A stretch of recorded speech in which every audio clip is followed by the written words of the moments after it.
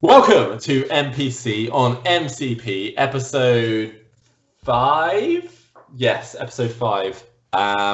You are here with me, Matt, and as usual, I am joined by my co-chatter, Pat. Yeah, and we are here again. We're going to be talking through another faction of MCP, and today we are focusing on the powerhouses, the gods of the Marvel Universe, Asgard, and the Asgardians, with some special guests. I'm sure we will have some people popping up that aren't necessarily in the faction, as we've hit the first faction where there aren't a full roster of characters just yet. So playing the game, you can't quite play them pure. And by pure, we mean just, taking 10 Asgardians and punching anything else off the table. So Pat is going to be taking the lead on this one. As usual, we're going to have a slightly more fluffy list, like fun to play. I mean, the game is fun to play anyway, but we know that. Then we're going to look at a slightly more competitive list, which has been doing some quite good stuff. Not fun at all. Okay. Yeah, wow. yeah. Okay. Yeah. The fluffy list, super fun. Competitive list, I don't. Person playing it, I suppose. I don't even think it is. It's It's a way. It's a way of playing the game. It did a thing in what, season 2 of the league? I think, and 3. Maybe even season 3. Yeah. And then there was sort of just like a gentleman's agreement to not do it. Yeah. And then instead they did it with like a different faction. So we'll be taking a look at that. And Pat has about 16 to 30 comic book recommendations for us. Or maybe just one that he's going to spend 30 minutes talking about. Yeah.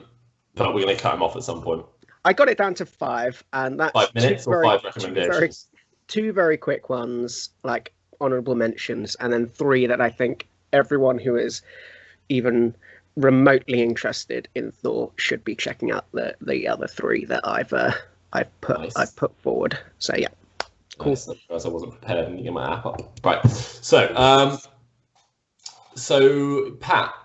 Oh, and then we've obviously got at the end of the show, assuming we've got plenty of time, which we should have because there's not as many characters to talk about today. We're going to take a look at Bob, which we looked at Deadpool last week. So we'll take a look at Bob at the end of the show as well. Right, so Pat, Asgard. How do you feel about them? Talk us about the characters, what they can do, and then we'll look at some lists. I think to start off with, we're just going to explain who are the Asgardians, because, like you said, they are a race of humanoid gods. I'm sort of putting quote unquote here, like they are gods because they came down to Earth and we saw them as gods, but they are just actually these creatures who are super powerful. They have lots of super abilities and stuff like that, but they consider themselves gods now because they're sort of a bit braggadocious and big-headed and stuff like that. But yes, they come from the realm of Asgard, which is a sort of small interdimensional flat planetoid. So all you flat earthers out there, Asgard is good for you. And it's part of the 10 realms which are connected by the World Tree Yggdrasil. And now you're going to name all the 10. I am. We have Asgard, home of the Asgardians, Vanaheim, home of the Vanir, Jotunheim, home of the Frost Giants, Alfheim, home of the Light Elves, Svartalfheim, home of the Dark Elves, Nidvalir, home of the Dwarves, Muspelheim, home of Surtur and his fire demons, and then we got Niflheim, which is the realm where the dishonored dead go.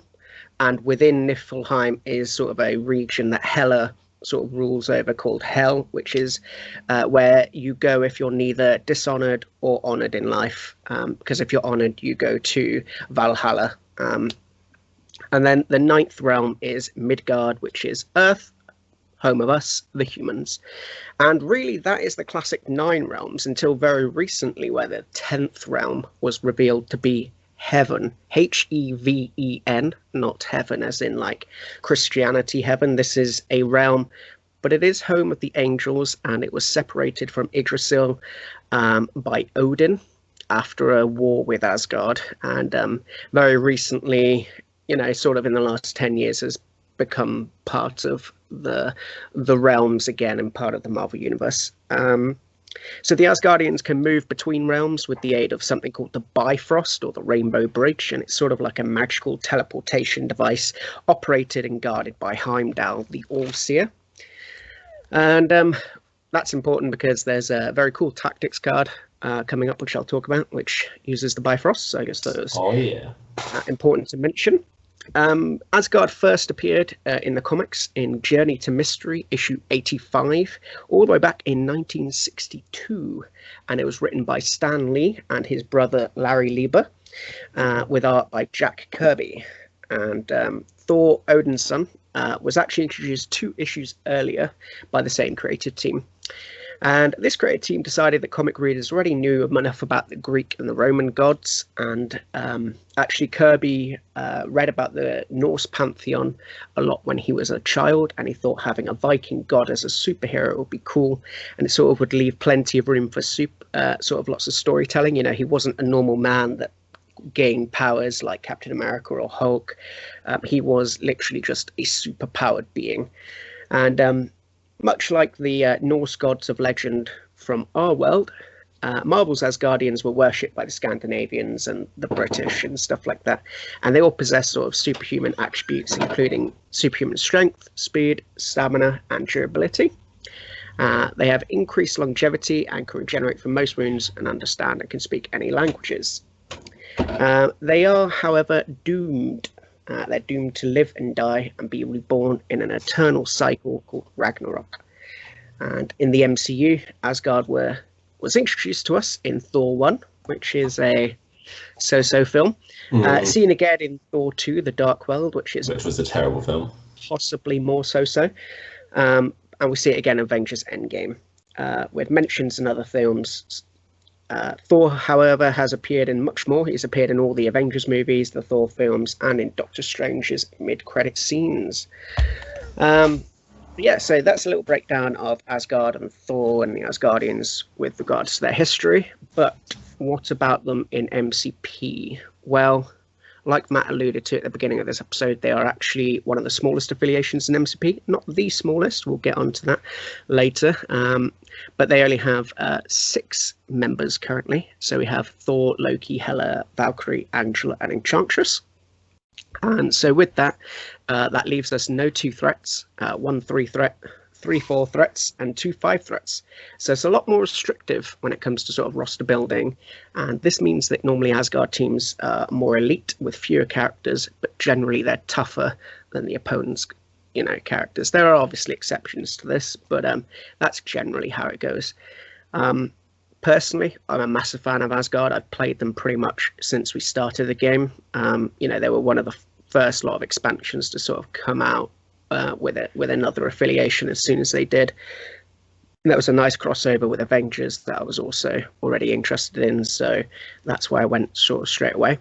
And I generally find them extremely solid and generally a top tier affiliation. They have great characters with a strong mix of attack types. They've got physical, energy, mystic, and they have very useful superpowers. And obviously I'll move on to the tactics cards in a minute, but you can argue they probably have the strongest affiliated tactic cards. And spoilers, there's only 2. That tells you how good those 2 are. I'm going to briefly go over the leadership. So the leadership is obviously on Thor himself. So Thor, Odin's son, Thor, god of thunder. And the leadership is called the Prince of Asgard. So at the start of each of your turns, 1 allied character may spend 8 power. If they do, remove 1 damage or 1 special condition from that character. Each allied character may use this leadership once per round. Now, this is a really cool leadership ability, and I think generally seen as one of the more powerful ones because the important timing here. So it's at the start of each of your turns. So whenever you go to activate a character, you can choose to spend that 1 power to remove either 1 damage or 1 special condition. So this makes them really quite good into the condition game. And they're generally quite tough, as we'll see later on when I break down the characters. So that healing 1 damage is super annoying because they've generally got pretty good defenses and pretty good stamina. So if you're not, healing up that 1 damage, it really does sort of pile up throughout the game, and it can get quite annoying. And as we'll see later on, Asgardians all have the special ability Asgardians, so they gain an additional power. So they usually have that power to spend that damage. Absolutely. But yeah, I think that's sort of the leadership in a nutshell. But what about the actual leader himself? So Thor. Now, before I even read the card, I'm just going to tell you I love everything about this card. I play Thor quite often. You do. I think there's very little not to like on this character's card. And I would agree. He's a very, very solid character. So he is a 5 threat. He's size 2, moves medium, and on his healthy side has 6 stamina. Defenses are 4/4/3, so very good there. His strike is range 2, 6 dice, so 6 dice builder, where he gains power equal to damage dealt. And on a wild, he has a throw. So size 4 or less, before damage is dealt, you can throw it away short. This is really cool. All right, really, really good. His next attack is another physical attack. Costs 1 power, range 5, 5 dice, and it's called Hammer Throw. And after the attack is resolved, the target character gains the shock special condition. So we're starting to get a little bit of condition. And, it's not something that you really aim for, this attack, personally, I find, because as we go on to his superpowers, you can see that he's got a little bit of action economy in there. But I have yet to use this a few times when I've got Thor on a point and I just want to, 5 dice dealing shock from range 5. It's not too bad. It's not the worst attack going. But then we get his sort of big spender, and boy, is it a big spender. It costs 7 dice, energy attack, area 2. Real pricey. But man, that area 2, I've got 3. I have got 3 or 4 characters in this before, particularly on those E maps such as Gamma. Oh yeah, loves an E map. I'm telling you now, if you can get that 7 dice from 3 or 4 characters, you're gonna be putting the hurt out. I mean, this is another point to make. We've not seen too many area attacks in the characters we've looked at so far. But area attacks do tend to be more heavily costed than, say, beam attacks. And arguably, is that right? No. Because obviously there's more chance of hitting your... I would say it's harder to set up an area attack without hitting your own characters than it is a beam attack, for example. Yeah. And I would say if that was a beam attack, you'd be paying 4 or 5 power, not 6. But that 7 dice is huge. Oh yeah, that 7 dice is stuff, and I think this is great. But where I think he really shines is in his superpowers. So I mentioned earlier he's an Asgardian, so he has the Asgardian special rule. So during the power phase, he gains an additional power. Very, very useful because it means that you've got more power to spend on his delicious, delicious superpowers. First off being For Asgard. Now, this is an action, but for the cost of 3 power, what you can do is Thor immediately makes a move action followed by his strike action. And now, if this strike deals damage, the target gains the stagger special condition. It's just charge on steroids. It's charge on steroids, like Matt said. It's absolutely brutal. And it's just some sort of motorbike backfiring outside. Very nice. I was like, oh Lord, what's going on? But this attack is amazing. I remember one particular game that we had where it was close. It was you had Valkyrie and I had Thor, and it was, is he getting in? I thought, if I get this off, if it is in range, because such a big. And it was huge. It swung the match entirely, really, because I just had complete control over one flank. Then Valkyrie did come back and daze Thor, but to get dazed early did change things considerably. It lost me like 2 or 3 victory points. Yeah, absolutely. Absolutely. So I didn't even need the stagger special condition there because, funnily enough, all I needed was the action economy of getting the charge and then the attack. So absolutely, just meant that you get that double hit on whatever you're aiming at. It's really good. We then got Strongest Avenger, which is another 3-cost superpower. So they're not cheap. They're both pretty. I mean, they're not on the cheap end. They're not super expensive. Makes Thor nice in Avengers, though. Oh, it really does. It really does. Like he is the strongest Avenger, and you basically choose an interactive terrain feature or an enemy character, both size 4 or less, which is massive, and within 2 of Thor, and you throw it medium. So this is a brilliant throw. This is a really one of the best throws in the game, in my opinion. Yeah, and you can throw twice in a turn. Exactly. Situationally. Situationally, I agree. And the last superpower there is just an innate superpower called Flight. So he can zip around the board. Yeah. And really, there's no difference between his injured and his healthy side other than the fact that he goes up to 8 stamina, giving him, a nice big total of 14 stamina there. Which is fairly standard for a 5-threat character. Fairly standard for a 5-threat, but that 8 on one side, I think, really. Oh yeah, really nice. Yeah, really is good. Yeah, that is nice. But yeah, he's defensive with high stamina, good defenses. He has a heal open to him from his leadership. He's tough. He has a great physical builder and a great energy spender. He has action economy with For Asgard. He has 2 throws, like you say, situationally. Gets that 2 power. He flies. There's nothing really not to love about him.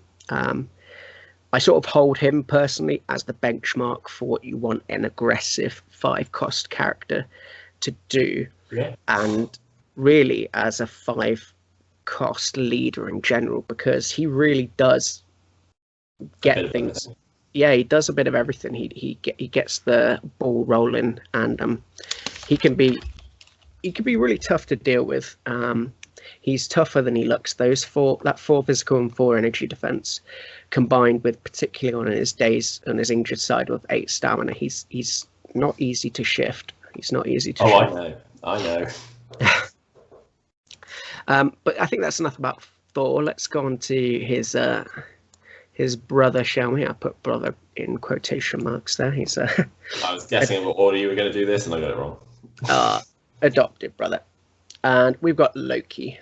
Very, very different kettle of fish. Yeah, if we've got this big beefy hitter in Thor, Loki is one of those characters that I think Matt and I both agree, if we're teaching a new player a game, Loki stays on the bench and definitely does not come into play. Unless I don't like the person. Yeah, but no, we want to be building this game up, Matt. We at least get them to play a couple of games, and then you can. True. Make them buy the core set at least. Exactly, make them buy the core set. But yeah, we got Loki. He's a 4-threat character, size 2, medium mover, 5 stamina. Defense is 3-3-4, so 3 physical, 3 energy, 4 mystic. So slightly higher defense than his mystic there. He's got opposite of Thor. Yeah, sort of the opposite of Thor, exactly. We've got a strike here, which is a range 2, 5 dice, very standard. You gain the energy equal to damage dealt, or power, equal to damage dealt. We've then got an energy attack in Frost Blast, which is a beam 3, strength 4, and if it deals damage, the target character gains the slow special condition. I know it's only 4 dice, it's just so good, slowing half the opponent's team. It really is, yeah. And then, last but not least, we have a Mystic attack in Illusions, which is a range 4, 6 dice, cost 3. But on a double wild, you get Mesmerize off, which is after the attack is resolved, you may advance the character its speed. After the advance is resolved, all other characters within 2 of the target suffer 1. So basically, you've just got that guy under your spell, and you're going to tell them to walk straight into their backline. And just slap everyone. Just slap everyone, exactly. I've only ever got that off once. I also have only got it off once, but I have had it got off on me once as well. That was me. Yeah, and it feels not great. I'm not going to lie. It's okay. It's not. That isn't the horrendous thing about his card. No, it's not. But oh boy, if you can, it's because it's their targets. Because it's their speed. You can move them medium or long. A lot of these ones are short advances, so getting a medium or long advance is big. It's when you get someone like Ghost Spider and bye Gwen. Yeah, go that's over what there happened. and slap everyone. Yep. Yeah, that was good fun, and I would have won that game had it not been for a pesky disconnection. I gave it to you. I gave it to you. You did. You're very generous. There was nothing to be generous about. I was getting pasted. MODOK and Loki on the same board. It's just disgusting. Yeah. But I think Matt sort of hinted to it here, where Loki shines and where you're really playing Loki for is in his superpowers. So the first one being I am a god. Costs 2. Modest. Yeah, he's always very modest, very modest. But before rolling attack or defense dice, you can use this superpower. During the attack, this character adds blanks in its attack or defense rolls to its total successes. Very cool. Solid very power. Useful. Super solid power. It makes those 3 defenses on physical and energy just that little bit more reliable. I don't think you're using this too much on attacks because as we move on later, Loki really isn't doing much attacking. He's sort of there as a objective grabber and then run away, and then uses this next ability, which is Trickster. It costs 3, so it's a little bit more expensive, but you're going to have 3 power coming around, and I'll tell you why in a minute. He's Asgardian and he's a gem bearer, so he's probably going to have 3 power. When the character is targeted by an attack, you may use this superpower, and you are going to want to use this superpower every time. As long as it's useful, as long as it's good to do so. This character makes a short advance, and when I say advance, I normally mean a run away. If at the end of this advance the character is outside of the attack's range or the attacker's line of sight, that attack simply ends. If it is the attacker's activation and the attack did not target multiple characters, the attacker may make another action. So it's not like they lose their action, which would have been horrid. It would have been really, I think pretty overpowered. There's only one situation where is it Ghost Spiders that's the only one, because there's a couple of these abilities like that let characters move and stuff, and it always kind of lets you carry on. But I think it's only Ghost Spiders that actually it just goes, nah, that's it, you're done. Sucks to be you, mate. I think. Just off the top of my head, but yeah, sounds about right. But this ability is great. He's just an illusion. He was never there. Ooh. It's just in theme. Yeah, it's great. It's great. So, like we said at the beginning, he's an Asgardian. Gains an additional power in the power phase, and then he's got another 2 superpowers, which is the God of Mischief. So while within 4 of this character, enemy characters must spend a power before they use a reactive or active superpower.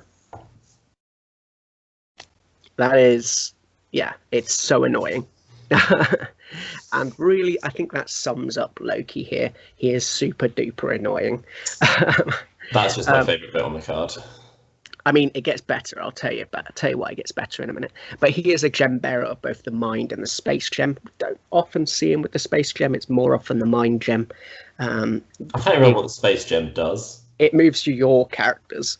Oh yeah, no, I want the mind gem. You want the mind gem to move your opponent's characters. 100%. Because that's more annoying.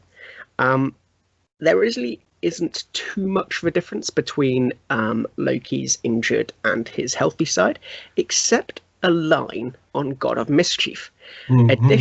So that was the one where you got to spend a power before you use an active or reactive superpower. Additionally, while within 4 of this character, enemy characters do not roll additional dice for critical results. Oh! So you still count the critical as a success. You just don't get to explode it. Basically, it's no extra dice for you. No extra dice for you, exactly. This is great. I mean, Loki. It's range 4. That's Loki's generally going to be out of major threat range, right? Yeah, there's some ranged characters or whatever, but just it's insane.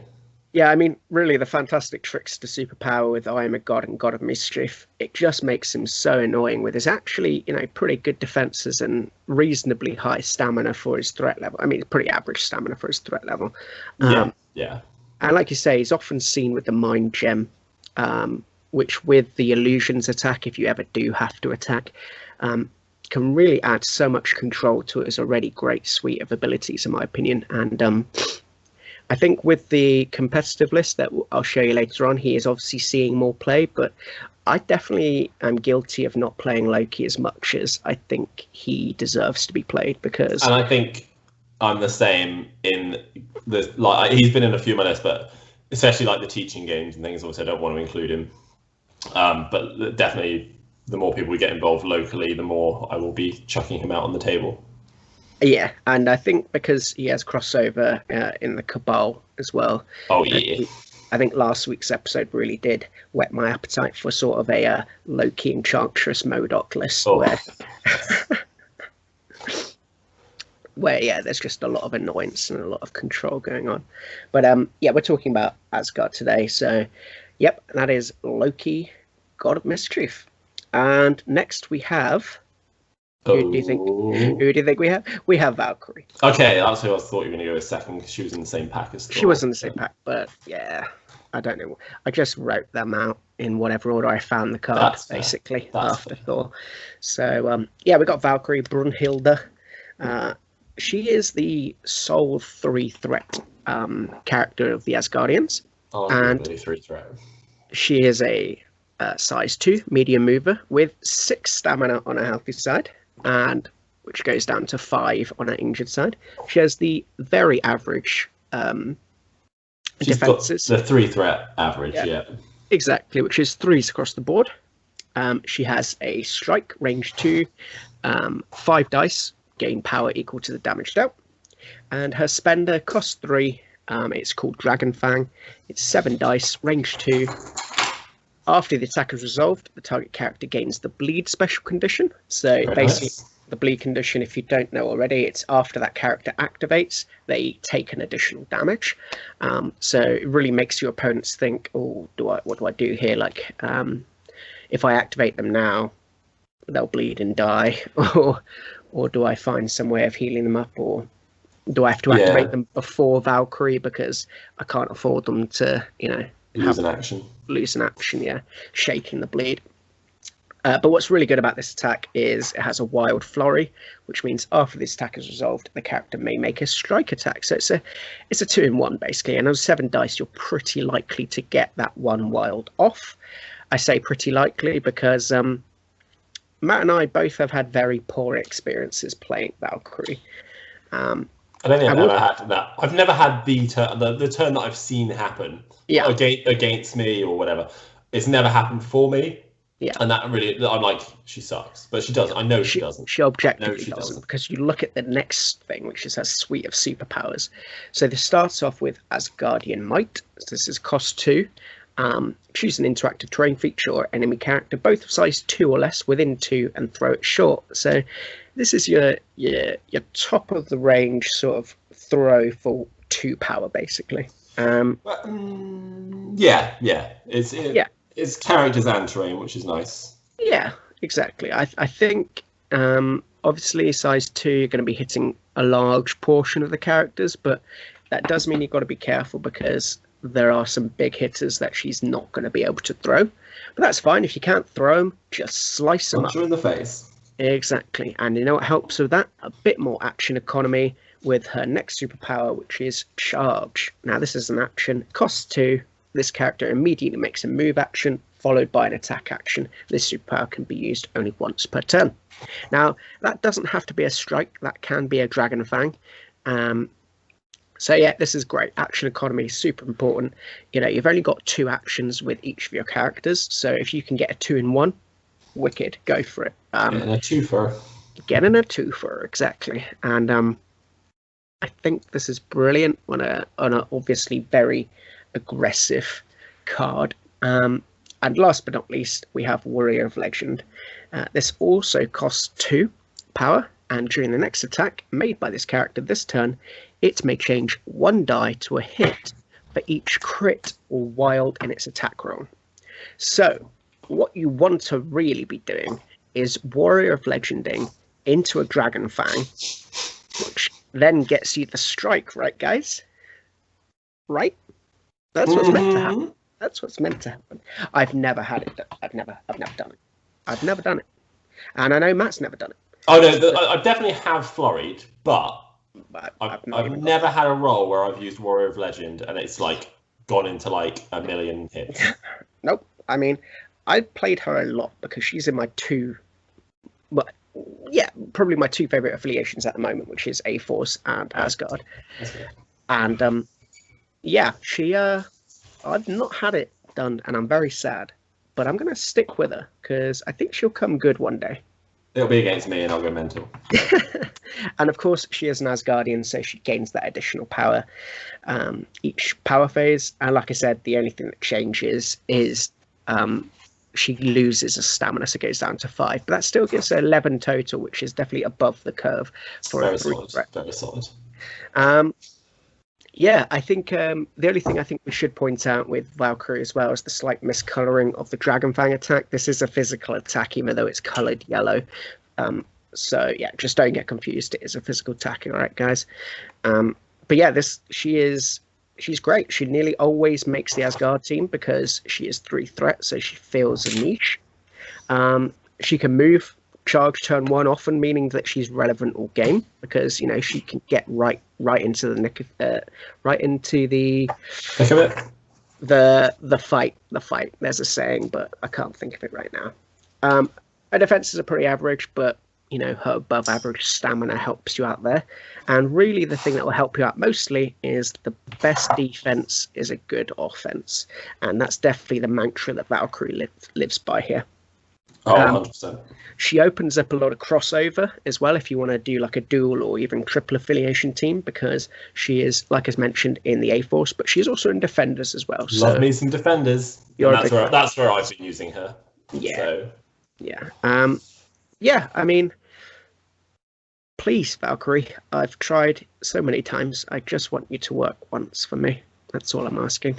I don't think that's too much to ask. I've been beaten by her many times. I just want to beat with her. All right. Yeah. I don't know how that sounds, but I'm sure it's not great. It didn't sound too bad actually. I'm chuckling because it could have sounded so much worse. Anything you want to add to her other than the fact that she's great? No, I also really, really please Valkyrie work for me. Just work properly once. Just take out that she's the same as Killmonger. She's got the Killmonger issue I have. They both have been used so well against me and just never quite come off because dice hate me. Yep. But on that note, we'll move on to another Lady of Asgard. And we have Hela, Queen of Hell. So she is a 4 threat. She is size 2, medium mover with 6 stamina and really good defenses of 4 across the board. So yeah, solid. This is great. Those defenses and that stamina is super solid. Lost her card. There he is. Glad you found it. Her sort of builder is Hellforged Blade. It's a 5 dice, range 2. After the attack is resolved, you gain power equal to the damage dealt. But on a wild, gives out bleed. So that's pretty cool. And bleed is important for her spender, which I'll move on to in a minute. But her second attack is Claim Soul. Now this is a mystic attack. Range 4, which is massive. 6 dice, costs 2. But, I think that's a pretty good attack. 6 dice, cheap. Range 4. Yeah, and with the added ability of after the attack is resolved, if you dealt damage, you gain a captured soul token. Now I'll move on to what captured soul tokens do, but they're super important to how Hela works, and they're very cool. Oh yeah, it's a very cool, unique mechanic. And last but not least, we have a big spender, so it costs 4. It's called Reign of Hell. It's a 7 dice attack, range 3. So again, not small. Range 3 is pretty nice. And this is where the bleed comes in. So if the target is bleeding, so it has the bleed special condition, it does not count wilds as successes when defending against this attack. So that's pretty great. We know how good shutting off wilds can be, Modoc, and this does it as just like a one-off attack, and it's pretty cool. It's pretty cool. But it has a wild of its own, which is explosive. So before the damage is dealt, other enemy characters within 2 of the target character suffer a damage. Which is nice. It's wicked. It's really good. It sort of punishes you again for having too many characters clumped up together. And we are seeing more teams do that, particularly teams like A-Force and other teams like Guardians who are going wide. And even if you're playing, we're seeing a lot of those E-maps again where you are sort of bunching up teams. So again, this explosive is more likely to come off. I want to see more A maps. I mean, I've legit only played Herbs once. I've never played Herbs. Oh, cool. Yeah, I agree. We want more A maps. Just to see what they do with them. That's all I'm saying. Agreed. But I'll tell you now what we can do with the captured soul tokens. So the first superpower on Hela's card is called the Army of Hell. So you discard either 1 or anywhere between 1 to 3 captured soul tokens, and then during the next attack made by Hela this turn, you add 1 die for each captured soul token that was discarded. So basically, if you just get to, if you discard 2, you get an extra 2 dice, discard 3, so on and so forth. It's pretty good. However, there's more. If a captured soul token was discarded after the attack is resolved, the target character gains the bleed special condition. So again, it's sort of putting out that bleed again, which makes you want to, do the Reign of Hell on a character. But what I quite like is sort of just that discarding that 1 token, using Claim Soul to gain a token, get that token back. Oh yeah. But you've now, making that character bleed, and you can sort of then get your Reign of Hell off, which is quite cool. She's then got 2 constant superpowers. You've got Asgardian. I'm getting bored of saying it. You don't need to say it. They've all got it. They've all got it. But the big one is Goddess of Death. So when another character is dazed or KO'd, this character gains a captured soul token. This character may have friendly or enemy. Friendly or enemy. She does not care. The souls must go somewhere. You may only have a maximum of 3 captured soul tokens at any one time. Oh, that's funny, because this implies that no one on the table is worthy. Yeah. Yeah. You did not die in a good enough way for me. But yeah, this is cool. What I tend to find though is you want to hold on to those captured soul tokens, and the reason being is her dazed side. So the big changes on her dazed side are the fact that she goes down to 4 stamina, which is low. This is bad. This is it's not even not great. I think this is straight up really bad. Because that only gives you 10 overall for 4 threat, and really 10 overall I think is what you're looking at as an average for sort of that 3 threat character. Maybe it's sort of in between. It's very low for a 4 and will be high for a 3, if that makes sense. But the other thing she gets is the Queen of Hell ability. So again, this costs 0. It's a reactive superpower, so do not I know, I guess don't be standing next to Mystique when Mystique kills you, because you won't be able to do this. Love it. If this character has 3 captured soul tokens, when it would be KO'd, you may use this superpower. You remove all damage and the captured soul tokens from this character, and then the character is not KO'd. So while yes, she only has 4 stamina, she can be immortal. Yeah. If enough characters die, she can be immortal, and I think that's pretty cool. And I have, got this off on Hela before, and it is great. It is great. I think Hela again is like Loki, a character which I have used, but I probably haven't used enough. And the more I read this card, the more I'm like, actually, you know what? She's really good. The problem she has is where she fits. Yeah, I think that's it. That is for 4 threat. Her attacks aren't the best, but she just sticks around. Claim Soul, 6 dice mental attack. True. Yeah. 2 power. Yeah, it's 2 power, but it's 2 power. But she can do it every turn. Exactly. She can do it every turn as long as she's not stunned. She's got brilliant defenses, and really on her, she can just stick around on a healthy side as well, just because 6 stamina combined with really, really good defenses there. I think she's. At 4, you'll see that I personally think she's sort of outshone by Enchantress and Loki. She is pretty power hungry, but I have used her in that crossover Asgard A-Force list, and actually she's quite good in A-Force because she gets that power quite readily. But her survivability, what I've used her for, is basically just holding a flank by herself, you know. And she can do that. She can stick around. She has that level of survivability. And like you say, her attacks aren't anything to sniff at. You know, they can put out the hurt. But yeah, I like Hela. I like Hela. Nice. We're going to move on. Newbies. Now the newbies. We're going to start off with Angela, who I thought was going to be my favourite, and she's my favourite. I think everyone thought that. Yeah, it's like, oh man, this model is amazing. You know, it's so cool. It's so dynamic, and it's a really cool character. Who the hell is this character? Who is Angela? Like, wasn't she in Spawn? Like, yes, she was, until some disputes over who owns the character rights, and then Neil Gaiman won and just went, Marvel, you can have her. And so Thor has a sister now. And so, yeah, she is a 5 threat, much like Thor. She is size 2, even though she's on a very large base. Yeah. But she's a long mover, and that's massive. She has 6 stamina on a healthy side. And again, like Hela, has those 4s across the board. So really, really good defenses. Her first attack is Xiphos, the Sword of the Stars. 6 dice, range 2 builder, and after the attack is resolved, you can place this. You can place this character within 2 of the target. So if you're already within 2 of the target, you know you can stay where you are. But yeah, you know, if you want to leapfrog a character, go for it. You can do it. It's very cool. If you like where you are, stay where you are. But no, it's cool. Just remember, you have to do it.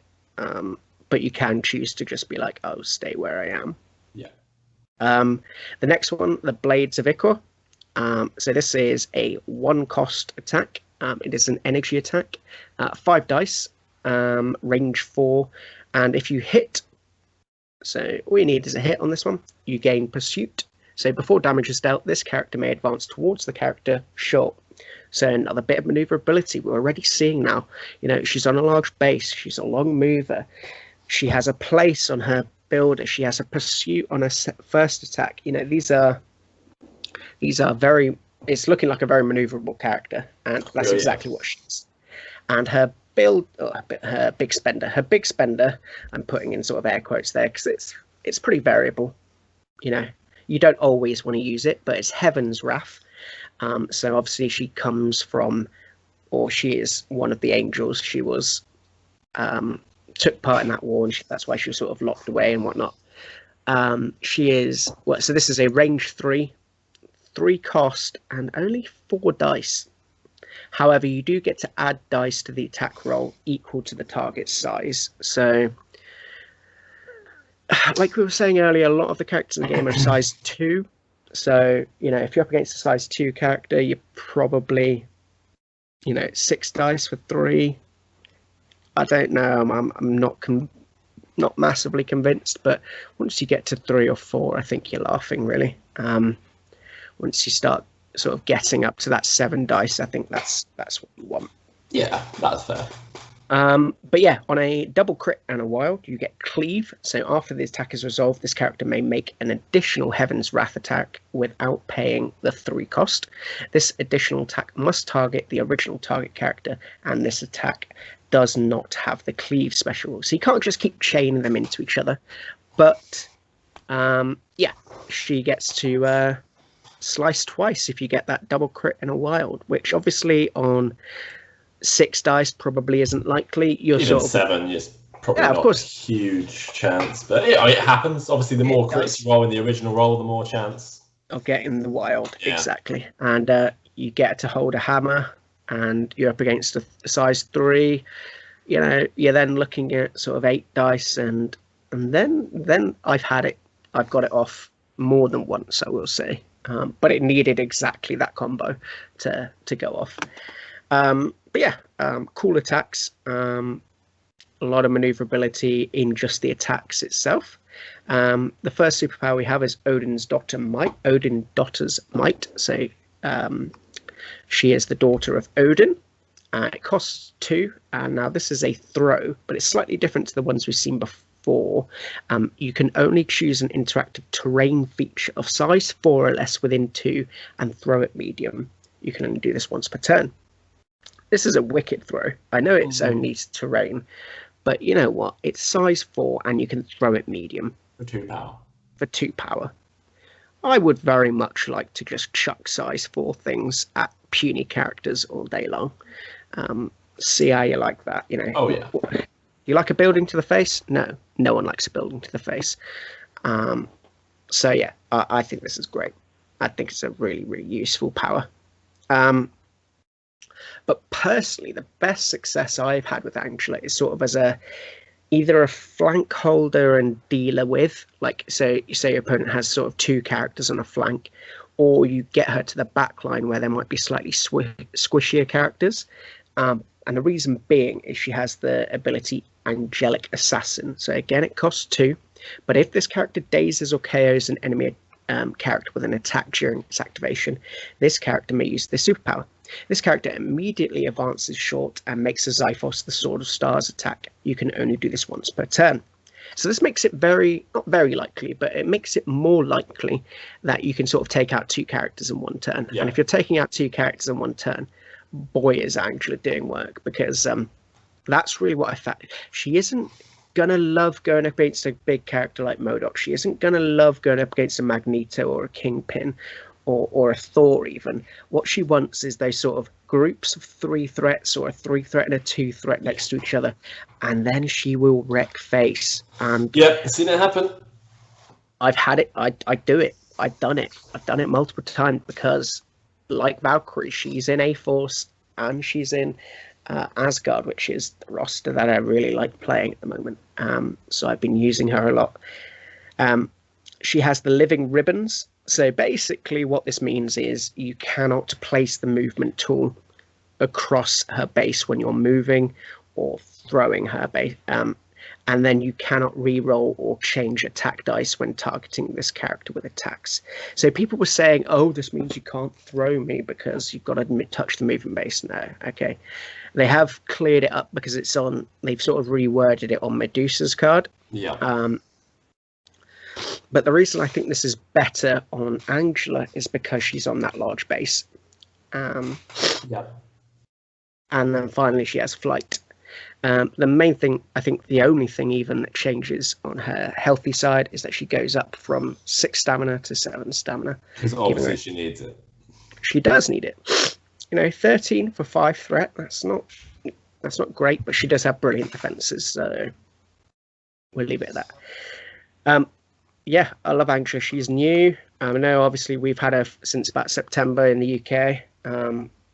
But yeah, I played her a lot, and I think she looks like this big beefy character that's going to deal loads of damage, but like I said, I think she needs slightly squishier targets to sort of deal. That's what she deals with mainly. Yeah, she is not the best monster hunter. She's definitely very good at picking off the objective carrier. She's good at going against wide lists. Yeah. I think that's another good point as well. Like, she's very good at hunting down someone holding a civilian or something because of that long move and the ranged attack that can sort of get her in there. Yeah, that's what she's good at. Finally, we have Enchantress. Good old Amora. MODOK Light, as I like to call her. She is a 4 threat, size 2, medium mover. She has 6 stamina on a healthy side. I don't know if that changes on her. It does. It goes down to 5. It goes down to 5. Yeah, I thought so. I was like, but yeah, we have a 2/2. So her defense is 2 physical, 2 energy, but 5 mystic. 5 mystic. Yeah. Yeah, or mental. Yeah. Yeah. You could use it interchangeably. 2 and 2. That's bad, Matt. It's awful. That's really bad. Terrible for 4 threat. Really bad. Yeah. We don't like this character. Move on. Awful. Just terrible. Yeah.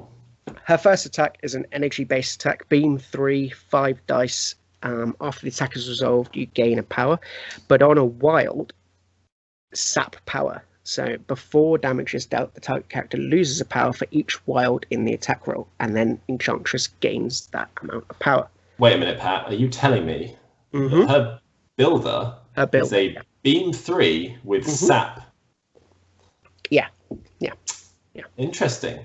It is interesting, isn't it? That seems good. It seems very good. It's like this character might want some power. Maybe. We then get into her spender attack. This is the only thing you want to be spending her power on. You don't want to be looking any further than this attack card. I think you might be lying to us here.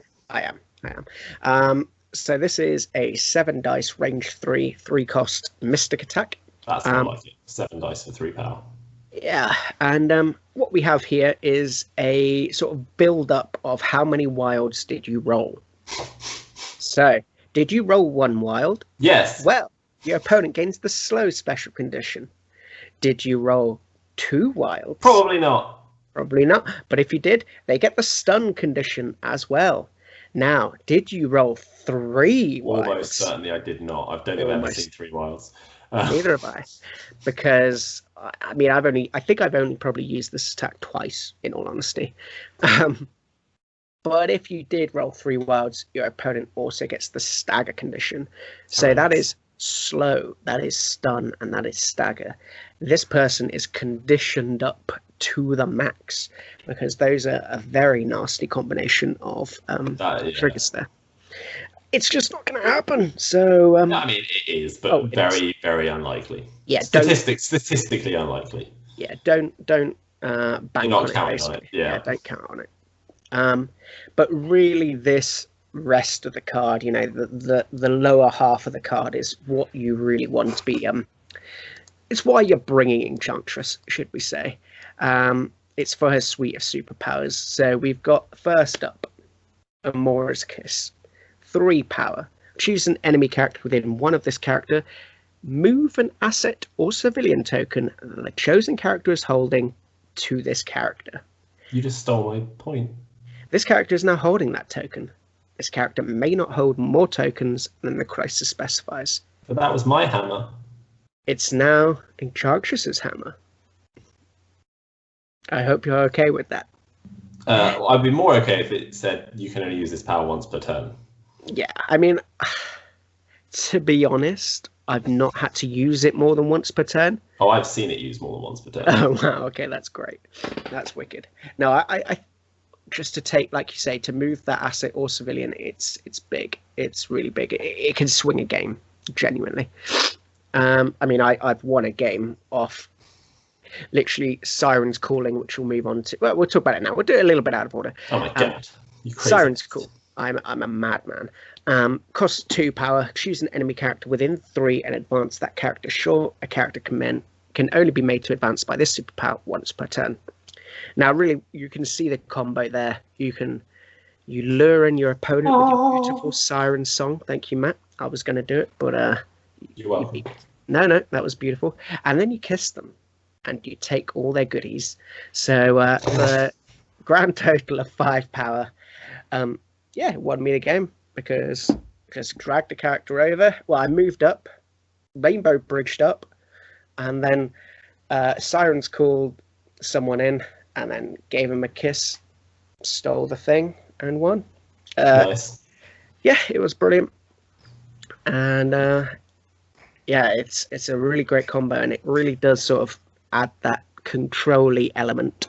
But yeah, the superpower I missed out was Hell Hath No Fury. So this costs 3. Choose an interactive terrain feature of size 2 or less within 3 and throw it medium.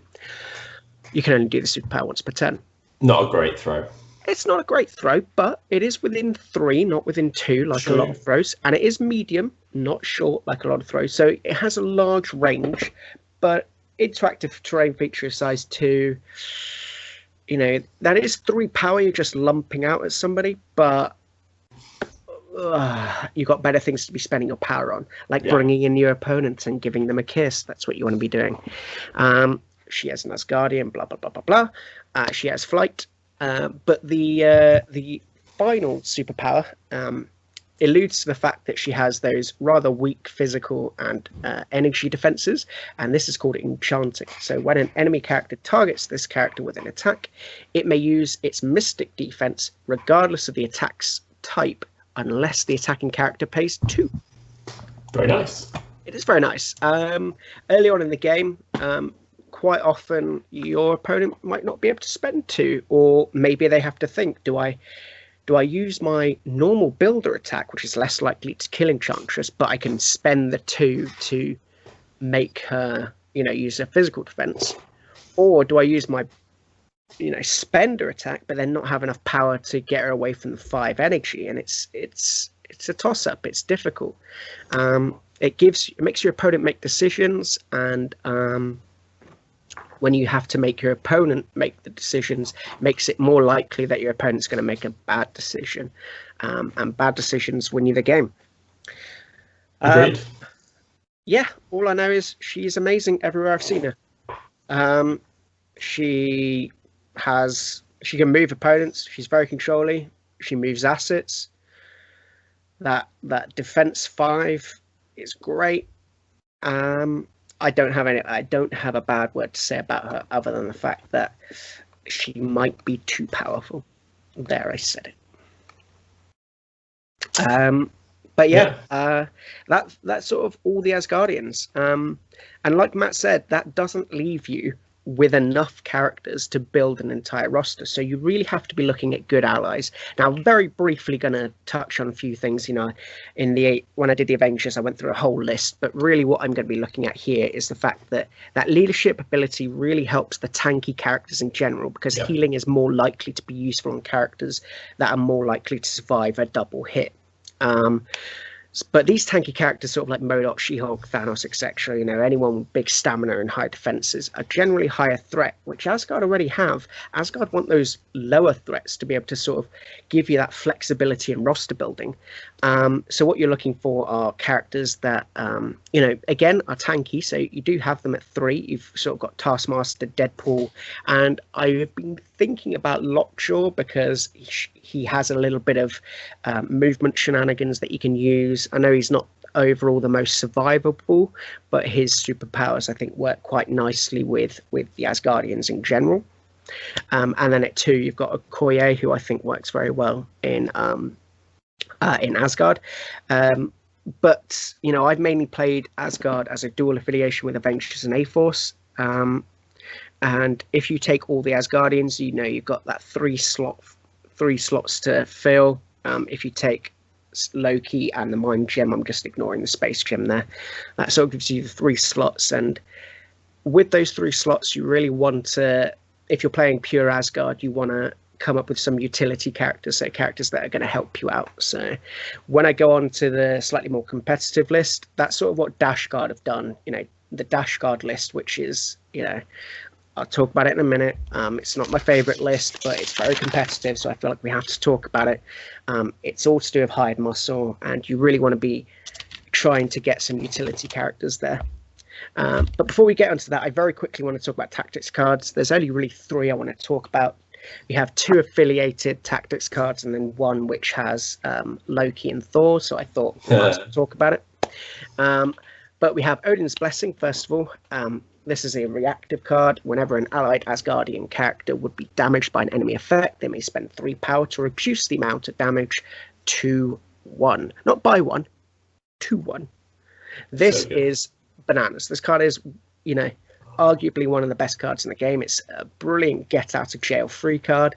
It wants you to take as many Asgardians as possible because it has to be an Asgardian character to use it.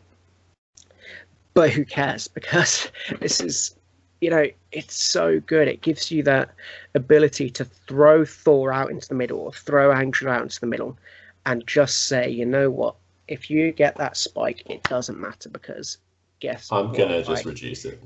I am blessed by Odin, and Odin will save me. Do you know what that card doesn't like? Mystique. Mystique. Yep. Because it has that reactive card on it. Oh yeah. No, it's great though, guys. If you're thinking about playing Asgard, it should be the first card in your 8, and then it should be the first card in your 5 every single time. Fair. We then get a second one, Rainbow Bridge. So this is a newer card that came out with Angela and Enchantress. So we haven't had quite as long to play with compared to Odin's Blessing. But any number of Asgardian characters may spend 3. So any number. Your whole team can spend 3 if they have it. Anyone who does is then placed within 3 of their current location. Amazing. You know what's key about that? It doesn't say anywhere on that card that they drop the assets or objectives or civilians they're holding. So they really do just get out of Dodge. They take what they want and then bifrost their way out of there. Or if you play it differently, you get into Dodge. That's, I think, slightly more, more like what Thor would want to be doing, but that's not at all what the Dash Guard list uses. No, it is not.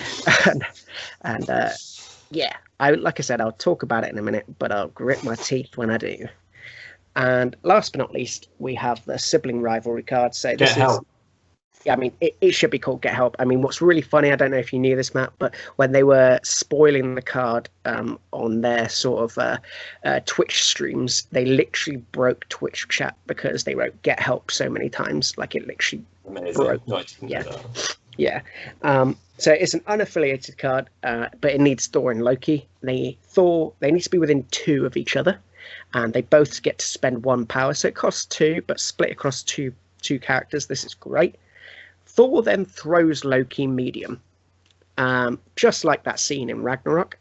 And Loki doesn't suffer any collision damage. And if the enemy character that he collides with, and the character that he collides with rolls 2 fewer dodge dice and also suffers the staggered condition. So if it doesn't just kill them outright, they are staggered. And of course they're staggered because just a god has thrown another god at you. Of course you're going to be staggered. Like Matt said, it should be called Get Help. But if you're playing Loki and Thor together, it's fun. It's fun, guys. This game is meant to be fun. Dash Guard, I'm looking at you. This game is meant to be fun. And this card is fun. And I've used it, and I've had it used against me. And yeah, guys, have fun. Use this card. That's all I'm going to say. Should we have a look at some lists? We should, before I pop a vein. So should we start with the fluffy one? I think that's what I've got on screen right now. Awesome. So what I've done here is, like we've always done, we've got a fluffy list and a slightly more competitive list. In the fluffy list, I've taken all the Asgardians. I've then also taken the Mind in the Space Gem with Loki, because, why not? Why not use the Space Gem? And, I don't think it's great, but, the option's there for you guys. If you want a little bit of maneuverability of your own team, you can do it. And then I've added Hulk and Captain America. I've added Hulk because of the lovely relationship that Thor and Hulk have together when they have a competitive rivalry over who is the strongest Avenger. Now, I know Thor has that superpower on his card, but I think Hulk would have a few things to say about that. And obviously we have the brilliant team up, the bro story in Thor Ragnarok, which is one of the most fantastic films. I mean, I love that film from start to end. I love everything that Taika Waititi touches, but yeah, this is fantastic. And I've also then added Captain America, not only because he is an Avenger with Thor, but it opens up the Thunderwave tactics card, which I think is pretty fluffy, pretty fun. We talked about it in the Avengers roster, so I'm not going to talk too much about it here, but that's the main reason for adding Captain America here. It's you can take Avengers then, because you've got 3 Avengers and that's 15 threats, so whatever you're filling the gap with there, it's probably not going to be 4 characters. So you're going to be able to take Avengers. I guess maybe Valkyrie at 18. Yeah, why not? Why not, guys? It's fun. This is the fluffy list. So moving on to the tactics cards, I went Odin's Blessing, Rainbow Bridge, Sibling Rivalry. the 3 cards that we talked about there. I then went for Brace for Impact and Pack Shop. Pack Shop could be Med Pack. This again is really, I think I go for Med Pack in a more competitive list, but I generally usually like Pack Shop more. Yeah. But I think the thinking behind Med Pack, I'll talk about a competitive list, is the fact that you're probably not getting hit too many times, so you just want to get rid of that little amount of damage that you have on you. And then I went for Thunderwave. So this is the fun Captain America Thor card. Yeah, I think it's not great, but I have used it before. And it's been fun. And this is what this list is all about. All about fun. So basically, it's a beam 5, 6 dice energy attack. Captain America and Thor both have to spend 2, so it is costly, and they have to be within 1 of each other. And yeah, you can basically use this attack, and line of sight is measured from Captain America. So it's pretty cool. It's fun. It's not the best, but it's fun. We then got Gamma Launch. So what's more fun than Thor being thrown by Hulk? 5, because that's exactly what Gamma Launch does. Gamma Launch just means that Hulk picks up whoever's next to him. And then for the cost of 3 power, just chucks them. Yeah. Which I think is pretty great. And last but not least, I went for Grievous Wounds. Yeah, joining the Grievous Wound train. Join the Grievous Wound trains. The main reason I went for it is because there's 2 Asgardians on it. Well, yeah. I mean, we know, obviously, we're Enchantress on it, and I think we're going to get... Executioner at some point. I would hope so. I really hope so. But it's a really good card as well. And I think it helps you with this list, because this list is a beat face list. I know obviously you can do the Enchantress and Loki stuff and have it be a slightly more controlly list, but generally you're going to want to beat faced, so why not just prevent your opponents from healing up any damage there? So that's the reasoning behind that one. Agreed.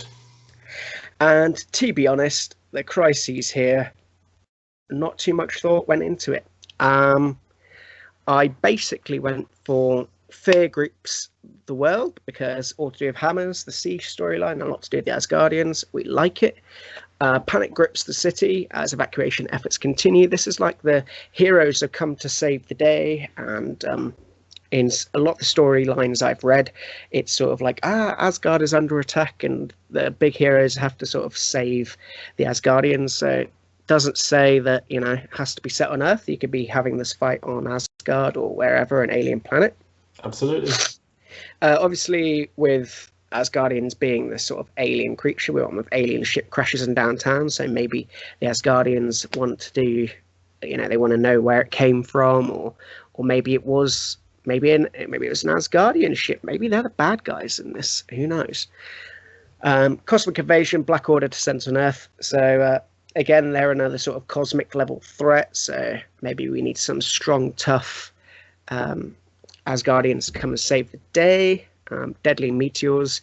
Maybe Asgard knew about these meteors. I just went for space stuff. If you sort of went with here, the more cosmic sort of crises, and Demons Downtown. So this obviously came with Ghost Rider, so we're thinking it's probably more demonic in the sense of like, hell. But Surtur's sort of like, I know he's a fire giant, but he is sort of demon-y looking. So that was my thinking of adding this. Also, Asgard's quite like demons, right? Because they can just get rid of the incinerate. Yeah, I mean, they do, and there's a reason I've added it in the competitive list as well, because of exactly that reason. But yeah, I think this is a pretty fun list. I think it's got some really tough characters, to be fair. We're going to be putting out the hurt quite a lot. It's got a suite of pretty powerful tactics cards, even though they are fluffy. I think they can all pull their weight and all do pretty good stuff here. And yes, you have very little control over, what you're playing on these crises here. But I think Asgard is good at all of them as well. Agreed. So, yeah, guys, try it out. It's a fluffy list. It's fun. And you can then play Loki and Enchantress and just say, oh, no, guys. It's a fun list. This is a fluffy list. I'm not doing anything competitive here. Yeah. It's just a fluffy list, guys. What are you talking about? I just grabbed my Asgard characters and. Yeah. No. What are you talking about? Competitive? Who's competitive here? Not me. That's Bob. Oh, that's Domino. What are we talking about? I don't know what I've done here. Here we go. There we go. So this is the dreaded Dashguard list I've been talking about. Now, if you play competitive, if you play MCP and you follow the leagues and stuff like that, you would have heard about Dashguard. You may have even faced Dashguard. You may even play Dashguard. Bad. But this is my take on a Dashguard list. It's not doing anything new. I think it's a pretty powerful list. So you got Thor, Loki, Mind Gem, Angela, Enchantress, Valkyrie as the Asgardian. Oh yeah, as the Asgardians. So that leaves you 4 utility characters. Sorry, Hela. I don't think Hired Muscle needs you as much as it needs these guys. So yeah, with the utility there, I went with Okoye and Wong, Lockjaw and Ghost Spider. So they all add something a little bit different. Okoye, that defensive ability, really good with Thor, and Act 2 really does help you with the roster building and the options there. Wong, similarly, costing 2, but pumps out a little bit of extra heal, which I think you really want in the Dashguard list. And it can, at a stretch, sort of throw extra power if you need it. Wong is probably not moving too much, and God forbid if he attacks, you've probably lost the game. But Lockjaw, I went with. I've not played him in Dashguard, but I think he could be good just for another flank. So you obviously, when you're playing Dashguard, you sort of have the main flank that you're aiming to sort of take, and then the second flank you're sort of with Enchantress or Loki, you're sort of trying to take the opponent's other side, basically. So it means that you very quickly gain more assets than you should, and then what you do is you dash away, you run away, and you hide and pray that you don't get hit by a million range 5 attacks, because that's all your opponent's going to be able to hit you with, because unless they've taken a load of movement shenanigans or mystique, it's very difficult to deal with this sort of roster that and gameplay style, which isn't aiming to roll too many dice, which feels bad when you're playing all these big beefy hitters and they're running away, and then all you're doing is really running away. And Ghost Spider really is there for helping you survive again, getting you out of trouble, tangling up a few of your opponents, while Loki and Enchantress run away with the assets and win you the game. Angela's obviously really good holding the assets as well, because she's such a long mover. We're playing Hired Muscle, surprising nobody. We know what Hired Muscle does. Anybody who doesn't know what Hired Muscle does, brilliant. That means you come from the future and they've banned it, so you have no need. You have no need to know what this card does. But for anyone who doesn't, any character may spend 1 power.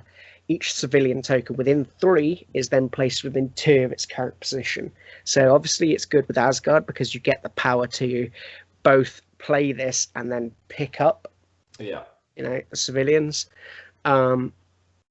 It's not good for the game, I think.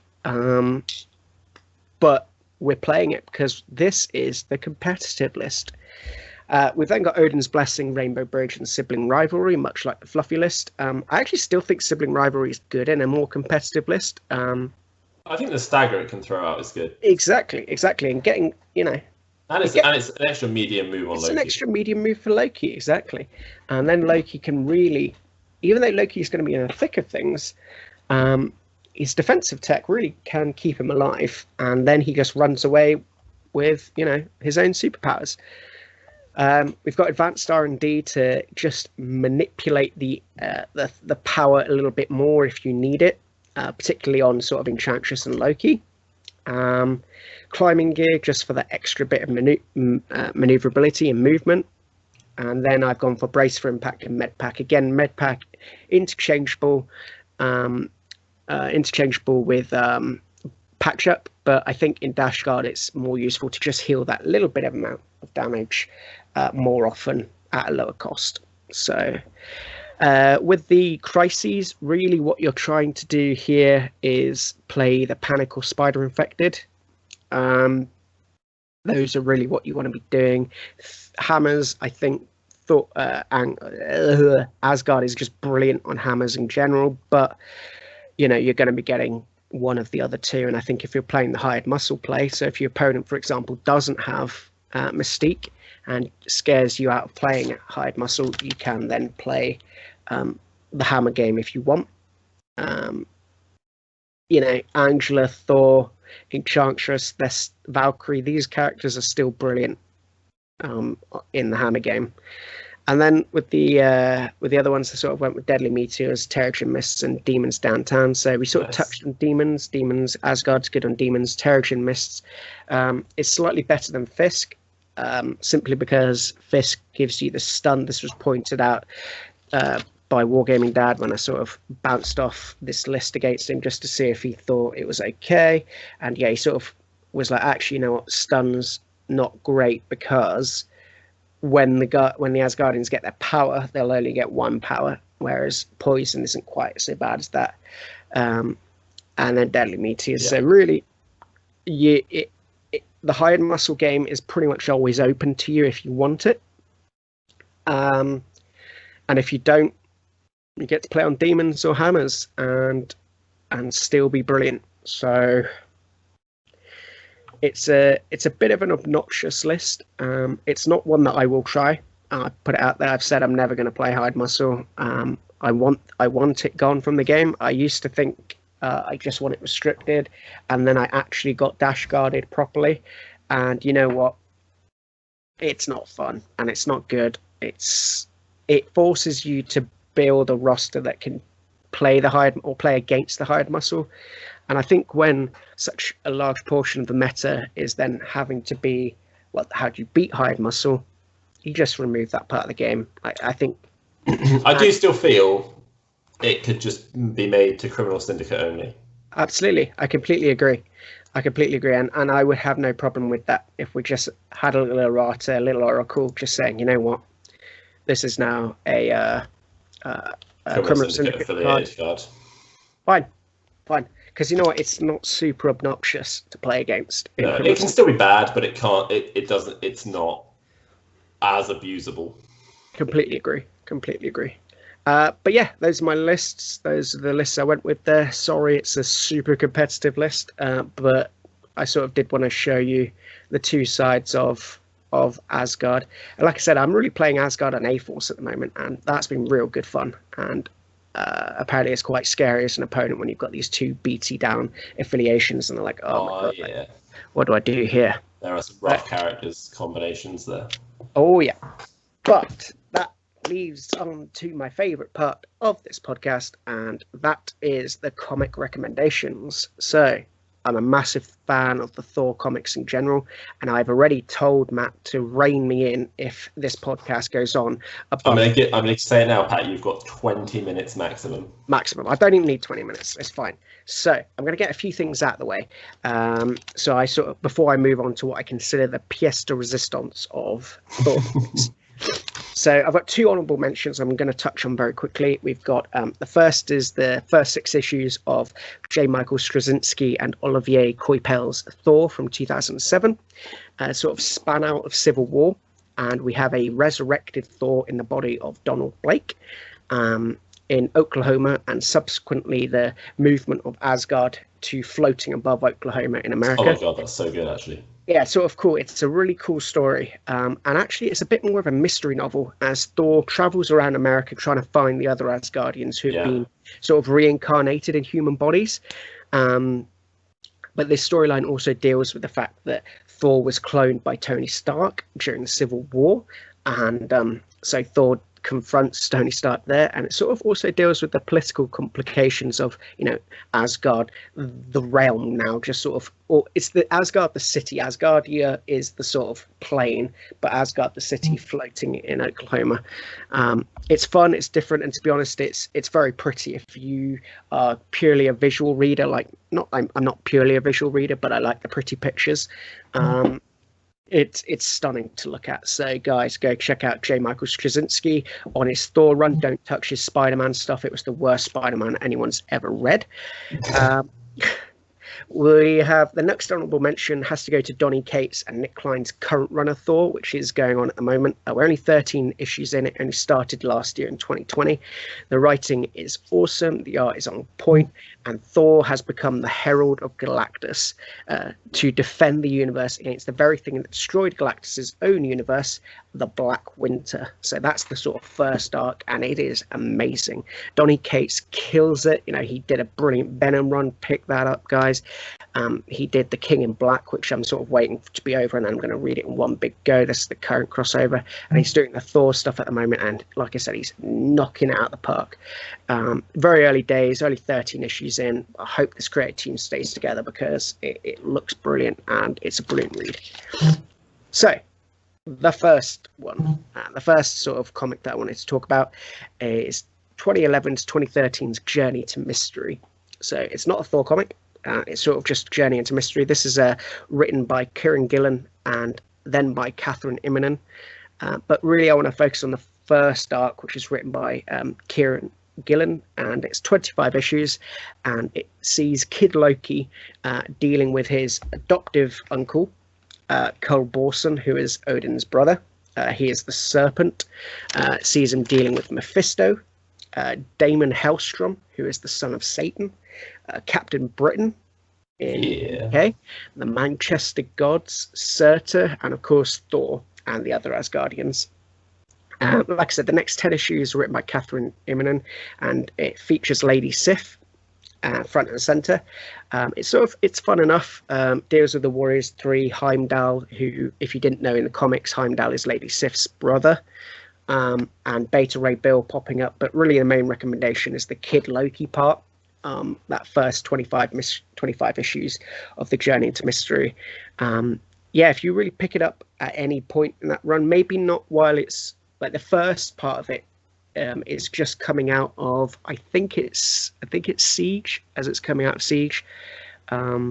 Maybe it's not the best one, but as he gets, like I said, as he gets further in and we start dealing with sort of Mephisto and Damien Hellstrom and Captain Britain and all that, it's really good fun. And Kid Loki's a wicked character. So it's something a little bit different, you know, not all Thor here. That's definitely worth a read. And obviously check out the Lady Sif stuff. I'm not poo-pooing on that run. I think it's just the fact that it came after such a brilliant run to begin with. Now, I'm going to do something I don't often do, which is talk about a story that was printed before I was born. Now this is a rarity for me, but this is 1983's Walt Simonson's run, where for 30 issues, so between Thor issue 337 and 367, he both wrote and drew all the issues. But I'm really going to focus on issues 340 to 353, which is known as the Surtur Saga. With crossovers from the Avengers and Fantastic Four. It focuses heavily on Odin, Thor, and Loki, and it sees Surtur, the fire giant, attempt to bring around Ragnarok. This is iconic, this is classic, and Thor fans, if you haven't read it, you're not a Thor fan. I'm just putting it out there. You guys need to read it, okay? He really takes the foundation left by Stan Lee and Jack Kirby and built this fantastic mythos, which really shook Thor and the Asgardians to the core. Massive fan. I'm a big fan. So that's issues 340 to 353. Like I said, the art is of its time, but it's brilliant, and he writes it as well. And Walt Simonson is the Thor writer. You know, he is a legend when it comes to writing Thor. It's I've actually read this run at least 3 times, I think. That Surtur story at least 3 times. And And I'd love this big Surtur in MCP, maybe as like an ultimate encounter only. Maybe you can't use him in the real game, but he's only an ultimate encounter, because I think in game, I guess we've got things like Thanos and stuff like that. But yeah, I think we want this big centerpiece model and a big sort of, we need to team up with multiple teams to try and take him down. I think that would be wicked. But the main thing I want to talk about here, like I said, what I consider the pièce de résistance of Thor runs. We go from a legendary classic to a modern day classic, and will be the run of Thor in a few years' time that really, if anyone says to you, oh, what should I read if I want to read a good Thor storyline, you'll pick up any of these trades from this run, and you'll be able to, you'll know what's going on. It's so brilliantly split up over 115 issues over 8 years. Okay, you're thinking this is bananas, but we have Jason Aaron's run on Thor, and it is second to none. Okay, so it started all the way back in 2012 with Thor, God of Thunder, and it dealt with Thor across 3 ages. So we have young Thor as he's sort of drinking and fighting with the Vikings, modern day Thor with the Avengers, and in the far future, King Thor. King Thor. Yeah, King Thor and his 3 granddaughters, who all sort of have split up the power of the God of Thunder between them. But they're all trying to deal with this villain called Gorr the God Butcher. And we're going to see Gorr come up in Thor Love and Thunder, played by Christian Bale. It's going to be fantastic. But Gorr is a character who felt betrayed by all the gods, so felt he needed to kill all the gods, and he wields the Necro Sword. And actually it's slightly ironic because he becomes the god of the God Butchers. So he, you could be a god of anything, as he finds out throughout the story, but yeah, he becomes a god in his own right. And this is a fantastic, it's the first 12 issues where we've got God Butcher and God Bomb, because he decides to build a big bomb to just wipe out all the gods. Art by Asad Ribic. It maybe is my favorite story, just this first 12 issues. But coming out of that, I'm going to very quickly touch on Malekith has freed himself from hell. And this really sets up the long ongoing story that will be culminated in the War of the Realms. But yeah, we sort of deal with Roxxon, which is a big nefarious company headed up by Dario the Minotaur Aga, and you find out he literally can turn into a Minotaur. This is a really fun story. Yeah, so then that also, I think we end up with a Galactus story as well in there, which is, yeah, it's all brilliant. Happy days. We then move on to Original Sin, which was a big crossover that happened in 2014. Again, Jason Aaron writes all of this, but art by Mike Diodato, and it's all about who shot the Watcher. But really, this is super important for Thor, because in this storyline, Nick Fury whispers something in his ear, and Thor is no longer worthy of Mjolnir. So who's going to wield Mjolnir? And this then spins out into the Thor run with Lady Thor. And this is mainly with art by Russell Dalterman, who is fantastic. This is one of the most beautiful books you'll ever read.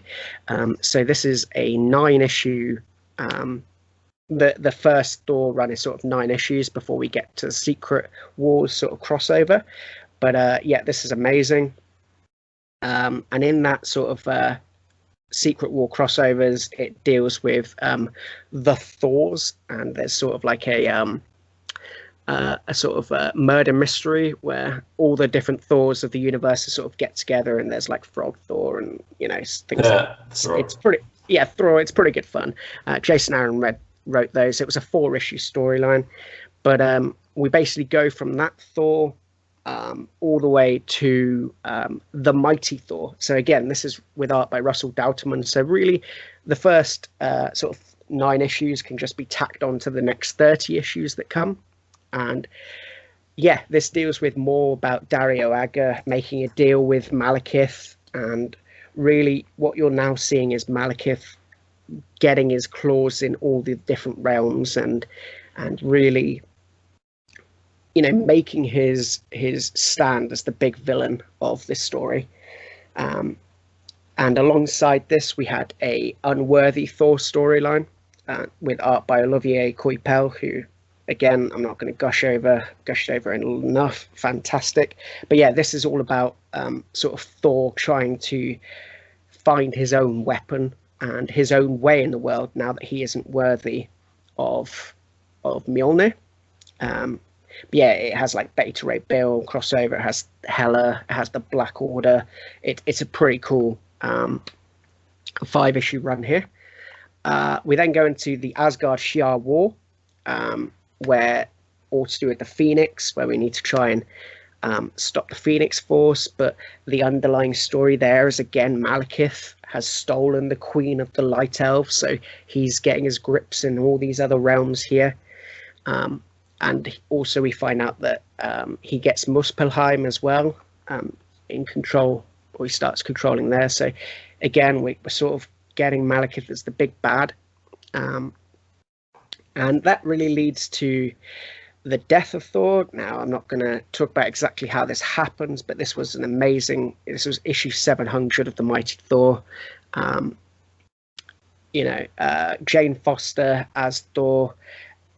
If you haven't read it, she basically has cancer, and every time she becomes Thor, it undoes everything that the chemotherapy has done. So she can have loads of chemotherapy in between being Thor, and it's sort of making her healthy. But every time she does it, it's literally killing her. So she has to make the decision: does she do it one more time?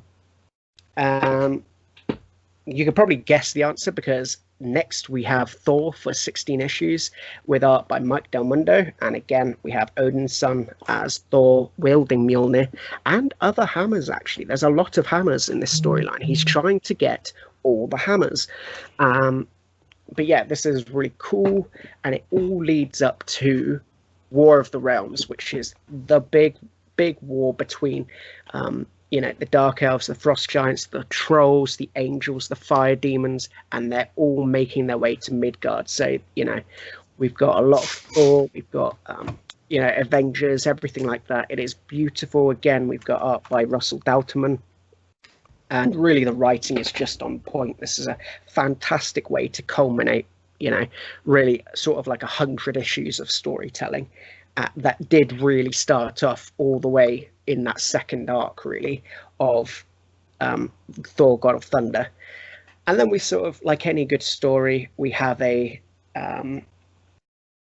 what's the word? Wait, it's something after the fact, with King Thor, and it's a very good 4-issue run with, again, art by Asad Ribic, dealing with Loki getting hold of the Necro Sword. And it's sort of like, it just sums up that, we might have had all these bad villains with Gore and, Surtur and him becoming unworthy and dealing with Malekith. But really, Thor is always about Thor and Loki and their eternal battle between, good and mischievous. We say mischievous, yeah, more than even mischievous. But guys, pick up any one of those trades written by Jason Aaron. Pick them, and I promise you what will happen is, if you pick up one in the middle, you'll go, I need to know what happened before this. I need to know what happens after. And the next thing you know, you've read all of the stories. And yeah, I've not got a bad word to say. And that was Jason Aaron, Run of Thor. Just read it, guys. It's my favorite comic ever. There, I said it. He's done. He's just going to get up and walk out for now. And he's done. That's Pat done. So I'll talk about Bob. And he's back. Pat's back. Yeah. I want to talk about Bob. Right. No, you don't get to talk about Bob. Before we get to Bob, just very quickly, going back to MCP, because that's what we talk about as much as the comic. I've read bits of Jason Aaron's run, actually. Interesting, I've not read all of it. I didn't realise how much I've probably missed out. But I've read the Gore stuff, and I've read other bits. But so, as our main Asgard player here, more than me, I love the characters. We'll definitely play them more. if you could to fill out those next 4 Asgard slots. Yeah. I mean, I know what I know what I would like. Mm-hmm. What would you choose? Okay, we're gonna go with the Executioner. Yeah. Who we know is coming. Yeah. I would go with Sif. Yeah. I would go with Heimdall. Yeah. I think Heimdall would be a wicked one. And then I would go with Beta Ray Bill. Yeah. Okay. So basically, that's the 4 I most expect. But what I would like is Sif and the Warriors 3. Yeah, that's all at 3 threat. Yeah. Just that would offer so much flexibility for roster building. And just have a couple of 2 or 3 tactics cards between just for those 4 characters. Mm-hmm. Like linking up, maybe like Sif and Thor, but I just think that would be great. Yeah. I mean, we are going to get Jane Foster Thor at some point as well. I assume so, yeah. She's already on some of the card art as well. Yeah. Who do you think is going to be another leader then as well? Next question. Next Asgard leader, assuming we're going to get one. Yeah, I wouldn't be able to tell you. I don't think any of the ones that I mentioned there would be great as sort of story leaders. Yeah, I think Odin. Odin would be powerful though, man. Yeah, Odin would have to be powerful. He would be at least a 6 threat character. Yeah, you would assume. Yeah, and yeah, if we're getting Odin, he's 6 threat minimum, and he is. I think they could do him more as like a Thanos, more of a control-y. Yeah, that's exactly the way I was thinking that, where he controls the board. He's sort of more of a general than an actual fighter. Otherwise, you've got that problem where you're like, we could make him too good. Yeah. I completely agree. Actually, yeah, if we're getting like a Thanos style guy, then yeah, Odin, absolutely. The problem with Jane Foster being leader of she just never was like. She's not Asgardian. A lot of her stories sort of took place on Midgard, took place on Earth, and you never really see her leading the Asgardians at all. No. So I don't think that would be a good fit. Odin, I think, is the only one. For a second, I thought maybe like Heimdall, but just because maybe just because he's so different in what he can do. So maybe he has a slightly Storm X-Men superpower where he can sort of move characters around slightly. Would be great. But that could just be done as a superpower. Can you imagine an Asgardian lockjaw? Yeah, basically. Yeah, that would be great. That hits twice as hard. Yeah. Okay. I think that's it. That was it. That's just a question I decided I would make up on the spot just to throw a spanner in the works. But let's go back to my screen, and we have the latest reveal from AM. Not the latest, actually, second latest. Oh yeah, we had Cable now. Yeah. But and I'm assuming by the time we film next week, we will have also seen Domino. But that's just a guess. I'm assuming we'll see Domino tomorrow. Tomorrow, yeah. I think it's normally the day after we record these they come out, isn't it? So we've got Bob, Agent of Hydra, an interesting character. He has 3 health. He is 2 threat. He's a medium mover, size 2. I said that in a really weird order, but you did. Okay. His defenses are utter trash at 222. Worst in the game. Worst in the game. He has a Hydra pistol, which is range 3, 4 dice, no power. Obviously, it's his builder. It just is a guaranteed 1 power. Doesn't have to do damage, which sucks, but it's fine. What does he need power for? His next attack doesn't need power. Yeah, right. So his next attack is excessive violence. It's range 4. Good. Yeah. It's no power. Oh, okay. This is his spender attack, by the way. Yeah. It's 9 dice, Pat. But it's a lot. There's the blocker text after this. Yeah. Because you're not getting a 9 dice free attack for nothing. Yeah. This character may choose this attack only if it has a loaded token. More on that in a moment. After this attack resolved, discard all loaded tokens it has. Okay. Interesting. We'll get there. This is his rocket launcher, by the way. Yeah. And what upsets me, right? This is just. I'm just gonna. Nah, they've done it on purpose, Matt. This is the most Bob Deadpool thing that you could do. I know what you're gonna say. You don't. You do. The model and the artwork. It's a different rocket launcher, and it really, really upsets me. more than it should. I'm so sad that he hasn't got his full quad barrel rocket launcher. Yeah. And he's just got like a normal looking rocket launcher. It upsets me a lot. But anyway, the next part of the text says, before damage is dealt, all other characters within range 2 of the target suffer 2 damage. Now that's big. That's excessive. That is excessive. It's almost like there's going to be a downside to this attack. Yeah. Tell me about it.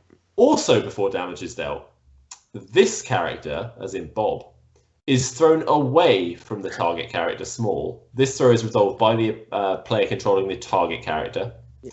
Then if this character does not have a daze token, it takes 3 damage and basically dazes. Yeah. So he's getting 1 shot with this. Yeah. Wow. Okay, he's getting one shot with this on his healthy side. On his healthy side. Yeah. Hydra Tactics is his first superpower. Now we've seen this before. We've seen this before, and it's nice. It's 2 cost. And he's got nothing else to spend power on, or he does, but we'll get to that. Choose another allied character within range 2, and place this character within 1 of the chosen character. You can do this more than once per turn. You can teleport around the board if you want to, as long as you've got enough characters within range 2. Yeah. If you got 8 power, there's nothing I'd rather do than do this 4 times, Matt. Yeah, that makes sense. That makes sense, because what else would you do? Because what you're thinking of, you're not going to be doing on his healthy side, I guess, unless you've used your med pack on Bob. Field dressing, med pack. Yeah, field dressing. Yeah. Because he has the next superpower, which is 8 power, and it costs an action, and that is gain a loaded token. Well, it's actually make it spicy, Bob. Oh, it's called Make It Spicy, Bob. And that is gain a loaded token.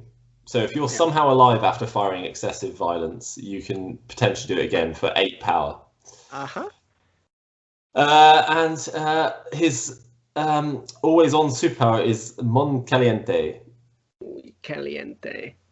Which is this character gains a loaded token at the start of the game. So don't worry, you are going to get to do it at least once. Now, unless I daze you beforehand.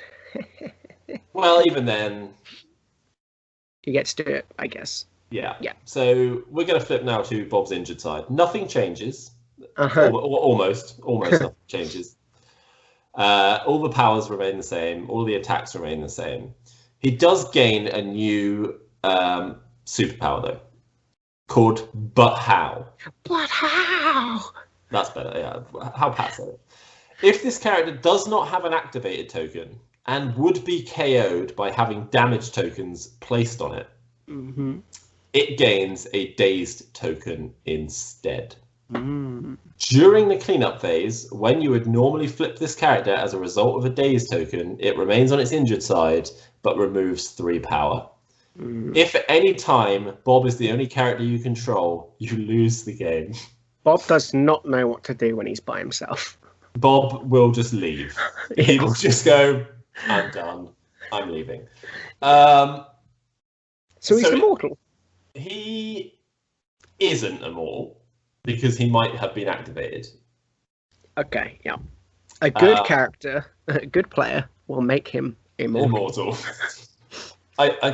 Now, I've got questions that they may have already been FAQ'd, I haven't seen, but I think it's just timings. If Bob somehow gets a second loaded token, and fires excessive violence, you get rid of all of them.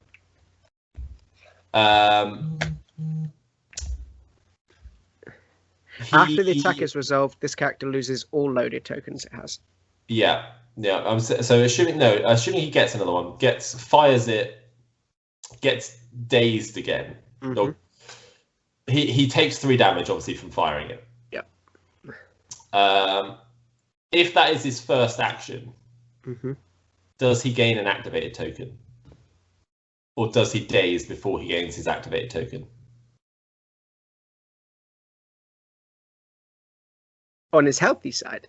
On his injured side. Oh, on his injured side. Okay. So I am firing excessive violence as my first action. Yeah.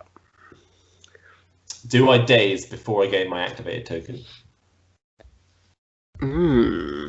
Because, yeah, you could daze him yourself, essentially. Yeah. And you haven't had that activated token yet. Like, you technically haven't activated him because you haven't done your 2 actions with him. I don't know what the ruling is on that. Yeah, I mean, I don't know how you're getting 8 power on him. Oh no, I mean, unless you're playing, I guess you like, can, like A-Force or Brotherhood. Yeah. There's ways of getting the power to him, but I mean, even his builder. I mean, all right, yeah, it's not like. Well, actually, no. Because you'll always have to spend 8 power to get the token on him. Yeah. So that will always be the first action you use. So the second action you do will always be firing. Oh, but you still haven't completed. You haven't completed his activation. Because it's before the damage is dealt, isn't it? So it's still like. So does he gain an activated token if he's dazed? Is my question. I can't answer that. And I can't answer it either. So you guys in chat or just hit us on Facebook, let us know. Because I feel like he is immortal. That's pretty interesting. Unless obviously he's the only character you have to activate, and then your opponent runs over and punches him in the head. Because otherwise you're just not going to activate him unless you really, really need to. But I think he's a great objective holder. Where do you think he's going to be affiliated? Because at this point, guys, we don't know where. I'm going to stick him straight in Cabal. Yeah, and that's all. Don't see him anywhere else. I don't see him anywhere else. No. I think Cabal's the only one. Yeah. Obviously, he's coming with Deadpool, so I'm like, oh, maybe X-Force, but it wouldn't make sense. It doesn't make any sense for him to be an X-Force. No. Not comically or like any reason for him to be like, he's never, as far as I know, he's never shown his face in X-Force. Like maybe he's just a guy in Hydra. He's just a Hydra dude. He's Deadpool's pet. Yeah.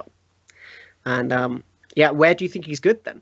So if you think I think he's good in Cabal. I think he's good in I don't know. I think he's good against any. You know what? He's two cost. I mean, he can be good anywhere. Yeah. I think he's the 2 cost Cabal member that we need. Yeah. My immediate thought is good in Cabal, good in Brotherhood, because we're going to be able to get power, that extra power. Yeah. And good in Criminal Syndicate. Yeah, I wouldn't mind him in Criminal Syndicate because he's immortal. So basically, he will only count as 1. But then I like Deadpool in Criminal Syndicate as well. So yeah, like he'll only count as 1, like because he's not sticking around on that healthy side for very long. No, he's dying straight away. But like you say, he's pseudo immortal if you play him right, so you can always be competitive on. I think he's quite good at any real, like if you're running like as many characters as possible list. I think he's going to fit in quite well on any of them. But I quite like him again on an EMAP. Gamma loves Gamma. Yeah, you go sit on that point, and I'm going to shoot this rocket at you. Oh, there's 2 guys next to you. 3 guys next to you. Sucks to be you. And this is a 2-threat guy who can very easily take out the guy he's hitting, and then maybe 1 or 2 people. Splash damage. If you're playing like a, do you know? I'd love to see him in like an almost. I think you can now start to build. It wouldn't be affiliated, but you could almost start to build like a sniping list. Oh yeah. Like you could chuck Hawkeye, Rocket, Bob, Bullseye, Cyclops. I mean, Cable coming out. Yeah, Cable. Yeah, he's a range 5 builder as well, isn't he? So we'll get to him next. We'll get to him next week. But you can always start to build a really quite strong ranged list. You could probably even get an affiliation out of it if you're clever about it. Maybe not those particular characters I've just mentioned, but maybe an X-Force list, maybe an X-Men list with Cyclops and Cable. You might have to be a bit more flexible. Maybe I don't know. It's probably it's going to take someone to go through it and have a little look, but Who's the unaffiliated? Winter Soldier. He's got range 4. Mm-hmm. Yep. He's unaffiliated. He's whatever you need him to be. Yeah. Okay. I think it's possible. And even you don't need it affiliated. I'm just thinking you could be quite funny just sniping people basically. It'll be fun. It'll be fun. You'd have to play the objectives quite well to actually get it to win it, but it could just be different. So it's just adding another dimension to the game. So yeah, he's again depending on how it works. I think it just needs. We just need to check the timing of things. Mm-hmm. As in, if you daze on your own turn, do you gain an activated token? That's all we need to know. I agree, but I think this is a super interesting character. Way more interesting than I thought it would be. Yeah, he's 2 threat, and he can do one thing. That's literally what he does. He does one thing. But that one thing is so cool. It's a 9 dice attack. It's so cool. So, yeah, I mean, Bob. We're going to see some Bobs, I think. I think Bob's going to pop up more than I thought he would originally. I agree. But where do you guys think Bob's going to pop up? Yeah. Just let us know. Are you going to use Bob? Are you? Are you as upset about me that he doesn't get his 4-barrel rocket launcher? I mean, I'm also upset about that. My OCD doesn't like it. I don't like it because it implies that he's got 4 shots in that rocket launcher, not just 1. Mm-hmm. I might get my Sharpie out and just colour in the cards. Yeah. Yep. Just get some. I might 3D print a different rocket launcher. Oh, okay. But that also implies that he's going to be firing 4 shots. So I know, but then I will just be like, well, the rules say. I'll be like, I've changed the rules, so I get 4 shots a game. I don't need the loaded tokens. He kills himself every time he does it, but he. Oh yeah, absolutely. Yeah. I just get to roll. It can target 4 characters within range 2. No. Yeah. And on that note, guys, this has been a fun episode. It has been good. Are we doing Brotherhood next, or what did you want to do? I think it's your turn to pick an affiliation. It is my turn to pick.